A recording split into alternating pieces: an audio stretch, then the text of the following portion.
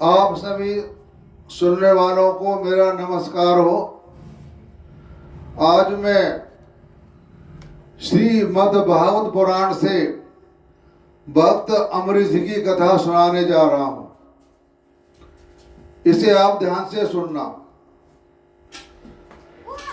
तो सुखदेव जी कह रहे हैं, परीक्षित से परीक्षित मनुपुत्र नवगा का पुत्र ना भाग। जब वह दीर्घ काल तक ब्रह्मचर्य का पालन करके लौटा, तब बड़े भाइयों ने अपने छोटे किंतु विद्वान भाई को हिस्से में केवल पिता को दिया। यानी कहने का तात्पर्य यह है कि भक्त अम्बरीश तपस्या करने वन में चले गए थे। जब तपस्या करके वो अपने घर पे वापस आए तो उन्होंने कहा कि जो घर का हिस्सा बांट है उसमें आपने मुझे क्या दिया है।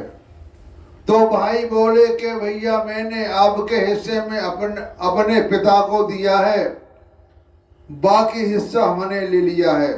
पैसा धन दौलत तुम्हारे हिस्से में सिर्फ पिताजी हैं। आप लोगों ने मुझे हिस्से में क्या दिया? तो उन्होंने उत्तर दिया कि तुम्हारे हिस्से में पिताजी को ही तुम्हें देते हैं। उसने अपने पिता से जाकर कहा, पिताजी मेरे बड़े भाइयों ने हिस्से में मेरे लिए आपको दिया है। पिता ने कहा, बेटा ठीक है, तो तुम उनकी बात न मानो। देखो ये बड़े बुद्धिमान अंगिरस गोत्र के ब्राह्मण इस समय एक बहुत बड़ा यज्ञ कर रहे हैं, परंतु मेरे विद्वान पुत्र वे प्रत्येक छठे दिन अपने कर्म में भूल कर बैठते हैं। तुम उन महात्माओं के पास जाकर उन्हें वैश्य देव संबंधी 2 सूत्र बतला दो। जब वे स्वर्ग जाने लगेंगे तब यज्ञ में बचा हुआ अपना सारा धन तुम्हें दे देंगे।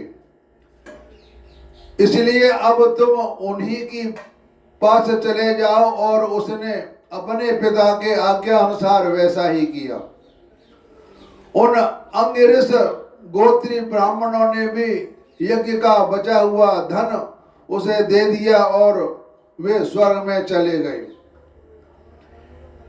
तो जब नाभाग उस धन को लेने लगा तब उत्तर दिशा से एक काले रंग का पुरुष आया। उसने कहा, इस यज्ञ भूमि में जो कुछ बचा हुआ है वह सब मेरा है।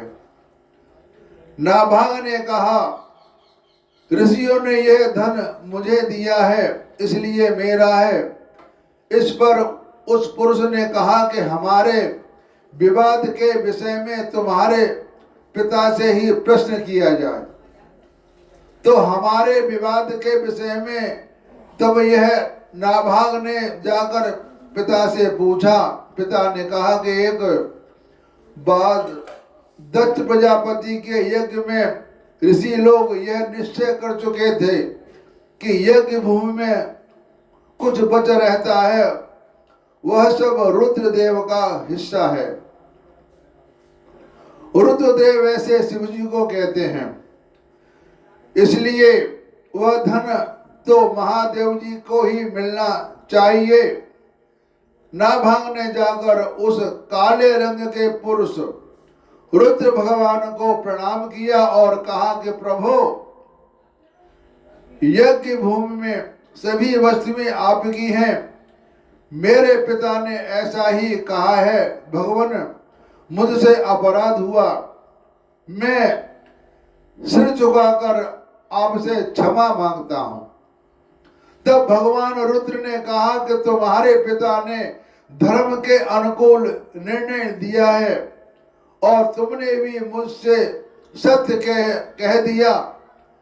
तुम वेदों का अर्थ तो पहले से जानते हो। अब मैं तुम्हें सनातन ब्रह्म तत्व का ज्ञान देता हूं। यह बात भक्त अमरीश और शिवजी महाराज से हो रही है, क्योंकि जब उनके भाई यज्ञ करके स्वर्ग को चले गए थे तो जो यज्ञ में सामान या धन बचा था वो अपने भाइयों को दे गए थे। जब वो भाई उसको लेने लगे तो रुद्र भगवान आए कि यज्ञ जब होता है तो जो कुछ बचता है वह सब मेरा होता है। तो अमरीश ने कहा कि प्रभु ठीक है, लेकिन यह बात मेरे पिताजी ने मुझसे कहा था कि मेरे भाइयों ने, जब मैं तपस्या करने चला गया था और जब मैं लौट के आया तो उन्होंने सारा धन आपस में बांट लिया और मेरे हिस्से में पिताजी को मुझे दिया था। तब पिताजी ने कहा था कि कोई बात नहीं बेटा, जब ये यज्ञ करेंगे तो उससे जो धन बचेगा वह तुम ले लेना और तुम अपना काम चला लेना। यहाँ यज्ञ में बचा हुआ मेरा जो अंश है वह धन भी तुम्हें दे रहा हूं। तो शिवजी भगवान बोले कि बेटा तूने बात सत्य कही, अब मैं जो यह हिस्सा है यह हिस्सा मैं तुम्हें दे रहा हूं, तुम उसे स्वीकार करो। इतना कहकर सत्य प्रेमी भगवान रुद्र अंतर्धान हो गए।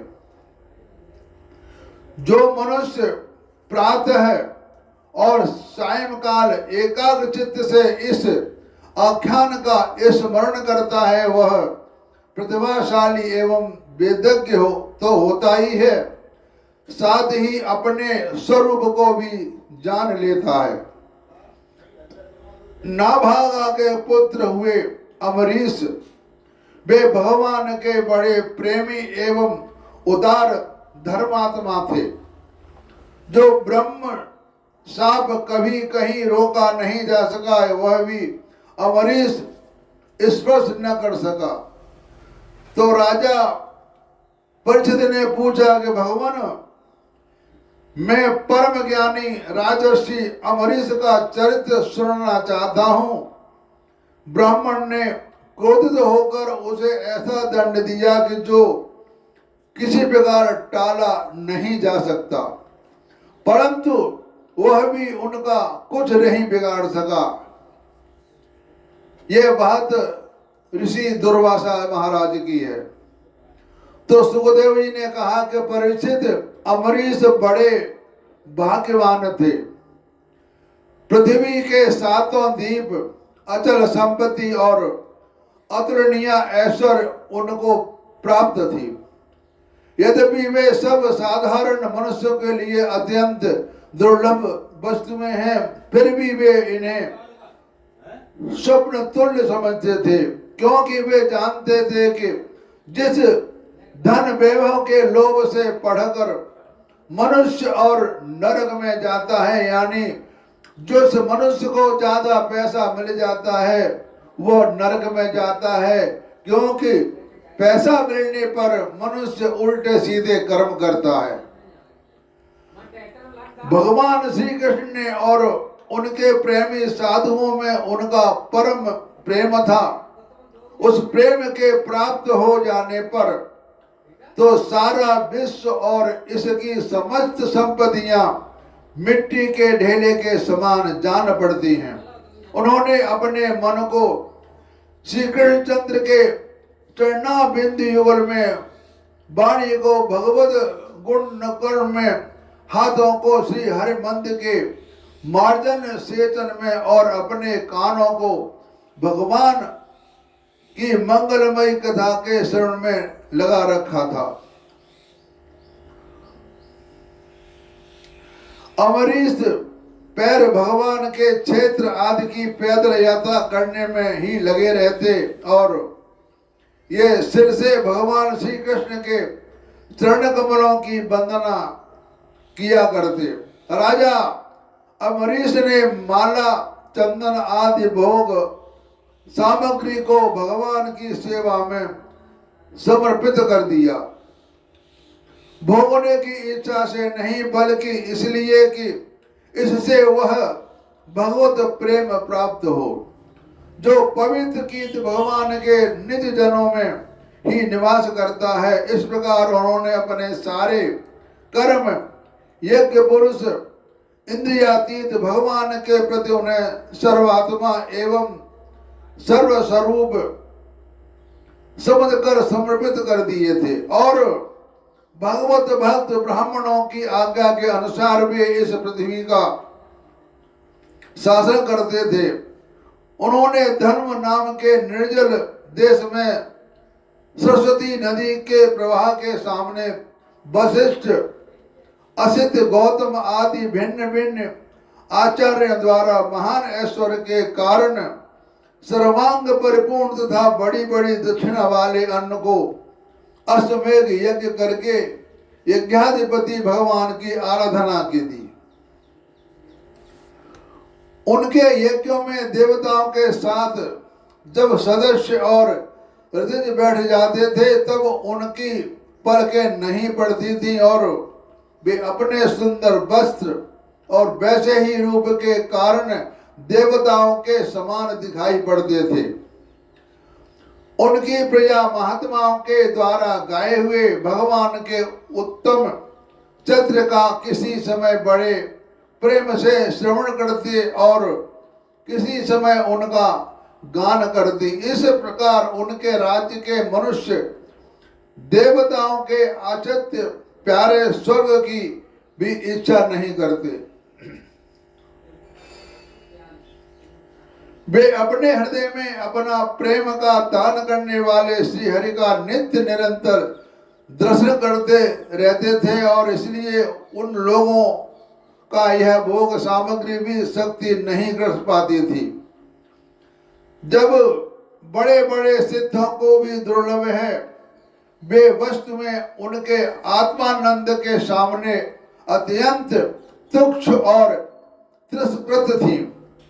राजा अमरीश इस प्रकार तपस्या से युक्त भक्ति योग और प्रजापालन रूप स्वधर्म के द्वारा भगवान को प्रसन्न करने लगे और धीरे धीरे उन्होंने सब प्रकार की आसक्तियों का परित्याग कर दिया। घर, स्त्री, पुत्र, भाई बंधु, बड़े बड़े हाथी, रथ, घोड़े एवं पैदल की चतुरंगिणी सेना, अक्षय रत्न, आभूषण और आयुध मन हथियार आदि समस्त वस्तुओं तथा कभी समाप्त न होने वाले कोषों के संबंध में उनका ऐसा दृढ़ निश्चय था कि वे सब के सब असत्य हैं। उन्होंने समझ लिया ये सब कुछ असत्य है, इसमें रहना ठीक नहीं है। तो उनकी अनन्य प्रेममयी भक्ति में प्रसन्न होकर भगवान ने उनके रक्षा के लिए सुदर्शन चक्र नियुक्त कर दिया। जब भक्त अमरीश ने सब कुछ राजपाट छोड़ दिया भगवान उन पर प्रसन्न हो गए, क्योंकि वे भगवान की बहुत भक्ति भाव से सेवा करते थे। तो भगवान ने उनकी रक्षा के लिए अपना सुदर्शन चक्र भेंट कर दिया।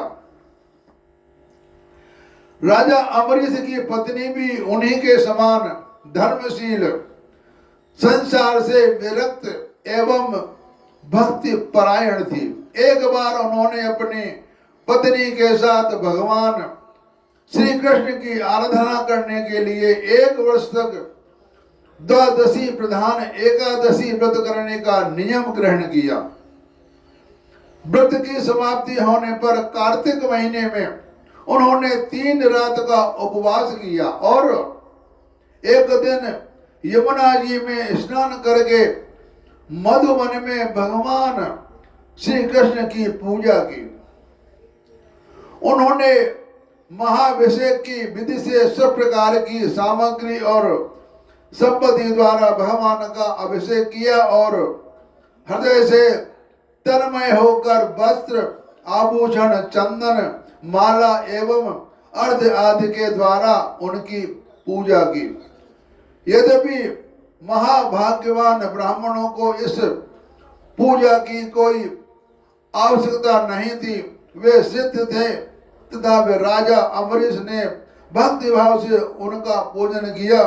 यानी कहने का तात्पर्य यह है कि जो भगवान का परम भक्त होता है उसको कोई विधि विधान की जरूरत नहीं पड़ती कि आज मैं व्रत रहूंगा, आज जन्माष्टमी है, आज शिवरात्रि है, मैं व्रत रहूंगा। ऐसा जो बड़े बड़े भक्तिवान पुरुष होते हैं उनको इसकी कुछ भी आवश्यकता नहीं पड़ती। यह तो आवश्यकता हम लोगों को पड़ती है कि हमने पूजा करते हैं, न पाठ करते हैं, अपना खाना पीना खाया और अपना काम किया और अपने घर पे आ गए। तो जो कभी भगवान का नाम नहीं लेते उनके लिए व्रत नियम बनाए हैं कि तुम बेटा कुछ नहीं करते तो तुम इसी के सारे भगवान का नाम ले लिया करो, व्रत रहा करो। लेकिन भक्तिमान पुरुष को व्रत करने की कोई आवश्यकता नहीं पड़ती। तो ब्राह्मणों को स्वादिष्ट और अत्यंत गुणकारी भोजन कराकर उन लोगों के घर 60 करोड़ गौ में सुसज्जित करके भेज दी और गौओं को सींग सुवर्ण में, मतलब गायों के सींग पे सोना लगा दिया था और गौएं बड़ी सुशील, छोटी अवस्था की, देखने में सुंदर, बछड़े वाली और खूब दूध देने वाली थी। उनके साथ दोहने की उपयुक्त सामग्री भी उन्होंने भेज दी थी। ऐसे ही एक कहानी है नचिकेता की। उद्दालक के उनके पिता ने यज्ञ कराया था, उसमें उन्होंने दान में गौएं दी।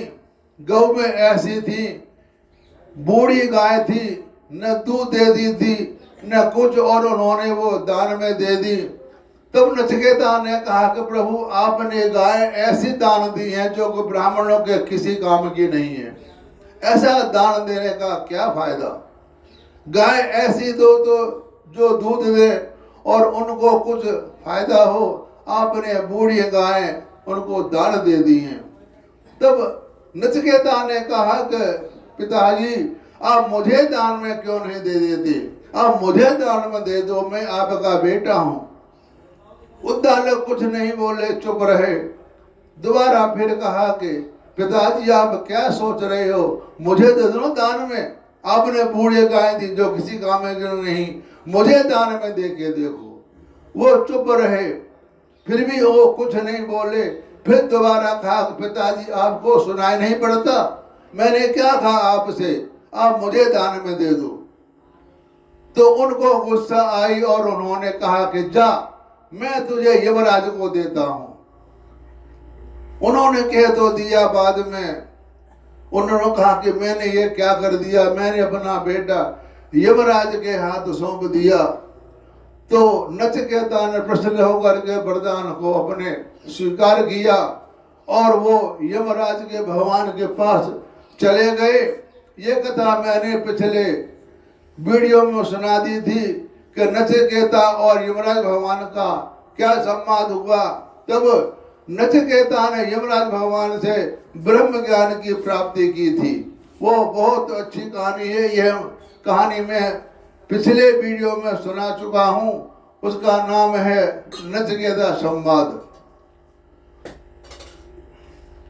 जब ब्राह्मणों को सब कुछ मिल चुका तब राजा ने उन लोगों से आज्ञा लेकर व्रत का पारण करने की तैयारी की। उसी समय साप और वरदान दोनों में समर्थ स्वयं दुर्वासा भी उनके यहाँ अतिथि के रूप में पधारे। राजा अम्बरीश उन्हें देखते ही उठकर खड़े हो गए, आसन देकर बिठाया और विविध सामग्रियों से अतिथि के रूप में आए हुए दुर्वासा जी का पूजा की और उनके चरणों में प्रणाम करके अम्बरीश ने भोजन के लिए प्रार्थना की। दुर्वासा जी ने अम्बरीश की प्रार्थना स्वीकार कर ली और इसके बाद आवश्यक कर्मों से निवृत्त होने के लिए यानी नहाने धोने के लिए नदी के तट पर चले गए। वे ब्रह्म का ध्यान करते हुए यमुना जी के पवित्र जल में स्नान करने लगे। इधर द्वादशी केवल घड़ी भर शेष रह गई थी। एक घड़ी कहते हैं 24 मिनट को, 2.5 घड़ी का 1 घंटा होता है और 60 घड़ी का 1 दिन होता है। तो यानी 24 मिनट रह गए थे। तो वे ब्रह्म का ध्यान करते हुए यमुना के पवित्र जल में स्नान करने लगे। इधर द्वादशी केवल घड़ी भर शेष रह गई थी। धर्म के अमरीश ने धर्म संकट में पड़कर ब्राह्मणों के साथ परामर्श किया, यानी उनसे पूछा। उन्होंने कहा, ब्राह्मण देवताओं, ब्राह्मण को बिना भोजन कराए स्वयं खा लेना और द्वादशी रहते पारण न करना दोनों ही दोष हैं। इसलिए इस समय जैसा करने में मेरी भलाई हो और मुझे पाप न लगे ऐसा काम करना चाहिए। तब ब्राह्मणों के साथ विचार करके उन्होंने कहा कि ब्राह्मणों, वेदों में ऐसा कहा गया है कि जल पी लेना भोजन करना भी है, नहीं भी करना है। इसलिए इस पर समय केवल जल से पारण किए लेता हूँ, यानी जल पी लेता हूँ। ऐसा निश्चय करके मन ही मन भगवान का चिंतन करते हुए राजर्षि अमरीश ने जल पी लिया। और चिंतन करते हुए तब परीक्षित ने कहा कि वे केवल दुर्वासा जी के आने की बाट देखने लगे। दुर्वासा जी आवश्यक कर्मों में निवृत्त होकर यमुना के तट से लौट आए। जब राजा ने आगे बढ़कर उनका अभिनंदन किया तब उन्होंने अनुमान से ही समझ लिया कि राजा ने पारण कर लिया है, यानी राजा ने कुछ खा लिया है। उस समय दुर्वासा जी बहुत भूखे थे, इसलिए यह जानकर कि राजा ने कुछ खा लिया है वे क्रोध में थर-थर कांपने लगे और भौं के चढ़ जाने से उनका मुंह विकट हो गया। उन्होंने हाथ जोड़कर खड़े अमरीश से डांट कर कहा, क्योंकि दुर्वासा ऋषि बहुत गुस्से वाले थे, वो बातों ही बात में लोगों को साफ दिया करते थे। क्या कंत बनाई दूध ले लाओ कंते नहीं लाओ, बोल दिया उसे, बोल रखा है उससे, बोल तुम्हें ले लाओ दूध ले में थे